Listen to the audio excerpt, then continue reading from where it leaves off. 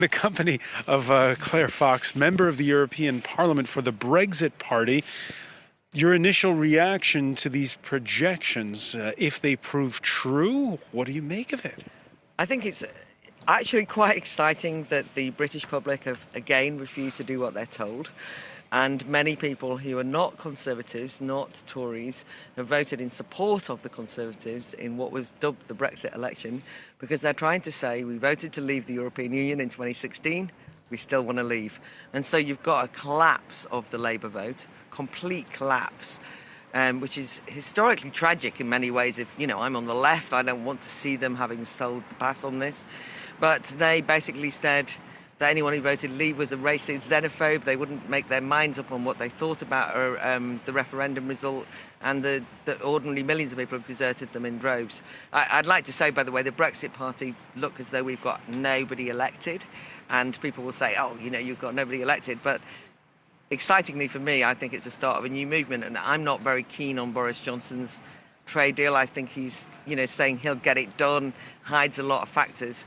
So we'll be there to hold him to account. Hold on, a new movement? What kind of new movement? Well, the politics of the Brexit Party, when it kind of launched itself, was beyond left and right and changing politics for good. So we've been talking about democratic reform, the need to get rid of a kind of two-party system, shake up Parliament, get rid of the House of Lords, constitutional change. I mean, it's been really interesting. It's very hard to break through the two-party system in this country with first past the post. But I'm just making the point. I would have liked us to have got lots of MPs, but it's very hard when, we've been going for, I think, 45 weeks. So, I hope we've come second in a good few places.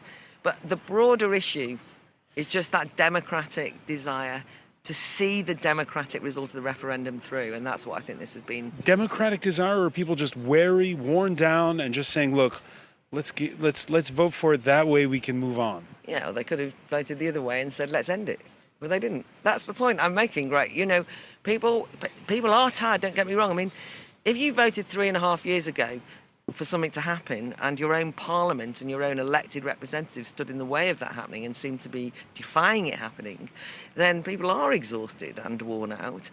But they haven't ultimately decided that they don't want to leave the European Union. They had a range of parties they could have voted for that would have indicated that they were worried about leaving the European Union, and they didn't.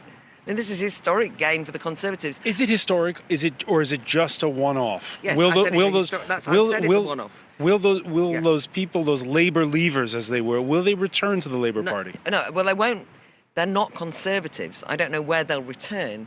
But once you break that generation, generations of families have voted Labour or Conservative, whatever, that's kind of ended now, because we're now in a position where whether you are for Remain or leaving the European Union has become much more of a defining feature. Or rather, whether you respect the 2016 referendum result or not. And if you think that one of the chief people who argued that we should even revoke it and definitely have a second referendum, the Liberal Democrats, they thought they were going to get loads of votes, and they haven't. The Labour Party have associated themselves much more with Remain.